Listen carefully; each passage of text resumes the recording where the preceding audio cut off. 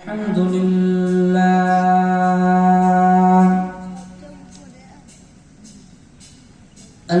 لله الذي جعل الشمس والقمر بحسبان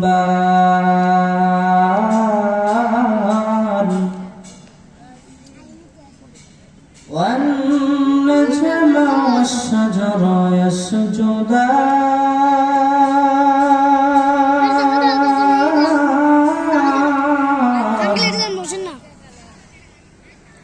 وفضل زمانا على زمان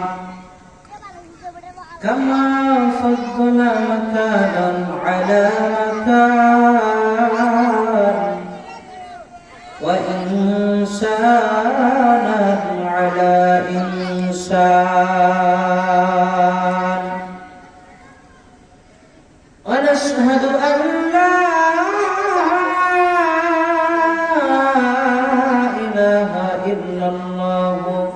وحده لا شريك له ونشهد أن سيدنا وسندنا وأولانا مولانا محمدا عبده ورسوله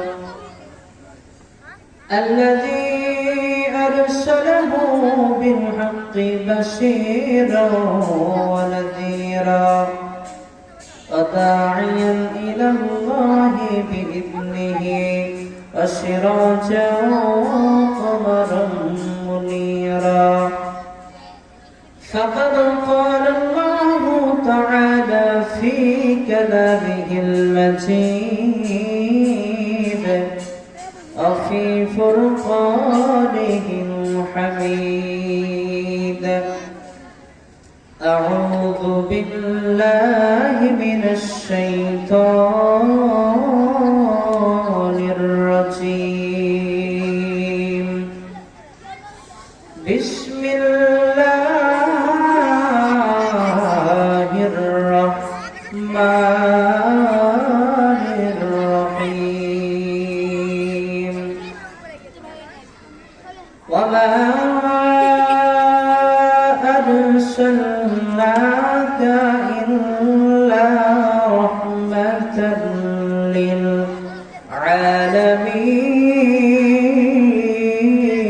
للعالمين أو كما قال عليه الصلاة والسلام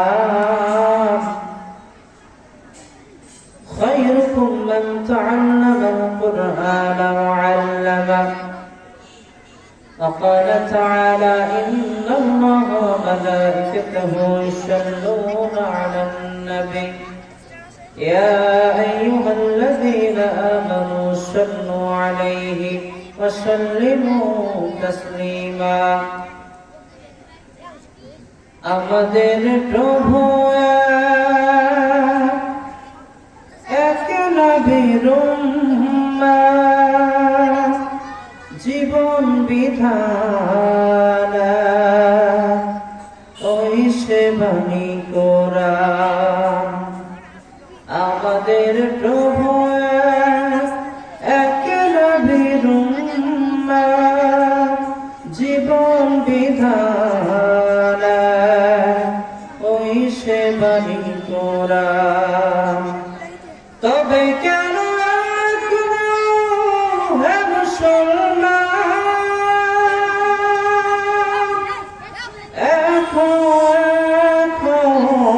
করিয়া মোবান বাইতুল্লাহ মদিনা শরীফা ও পাহাড় বদরের মাঠ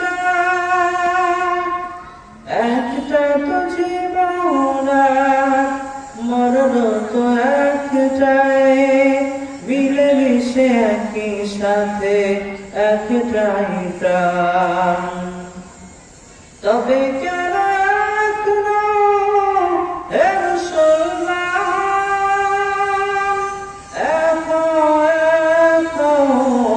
করিয়া মোবাইল তাআলার দরবারে লাখো কোটি শুকরিয়া সুযোগ যে আল্লাহ তাআলা আমাদেরকে গুজিয়া আশরাফুল উলুম কওমি হাফিজের মাদ্রাসার উদ্যোগে আজকের এই মাহফিলের আয়োজিত সমস্ত কিছু ব্যবস্থা করার মতো তৌফিক দান করেছেন এবং এখানে আমাদেরকে বসার মতো তৌফিক দান করেছেন। এজন্য সবাই শুকর আদায় করি আলহামদুলিল্লাহ। আমার সময় শুরু হওয়ার আগেই শেষ, সময় আমার শুরু হওয়ার আগেই শেষ, মাত্র 10 মিনিট সময়, আর হাতে আছে 5 মিনিট সময়। তো যাই হোক, আমি আল্লাহ তাআলা কোরআন কারীমের ভিতর থেকে একখানা আয়াত কারিমা তেলাওয়াত করেছি। শুধু একটু আলোচনা করে আমার আলোচনার ইতি টানবো ইনশাআল্লাহ। আল্লাহ তাবারক তাআলা তার পবিত্র কালামে ঘোষণা করেন, ওমা আরসালনাকা ইল্লা রাহমাতাল লিল আলামিন। আল্লাহ তাবারক তাআলা আমাদেরকে খুশি হয়ে ভালোবেসে এমন একটা পয়গম্বরকে দিলেন।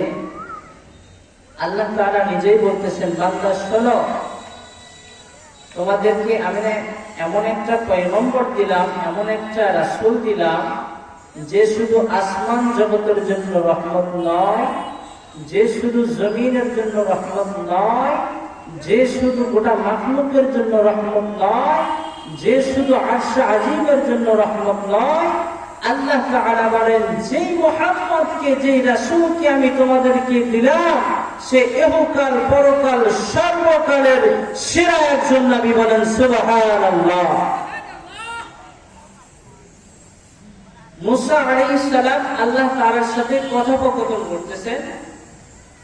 এমন সময় মুসা আল্লাহর কাছে বলে বসলেন, আল্লাহ, তুমি যে আমার সাথে কথা বলতেছো, আমার পরে তুমি অন্য কারোর সাথে কি কখনো কথা বলবা? আল্লাহ তাআলা বলছিলেন, হ্যাঁ, আমি কথা বলবো।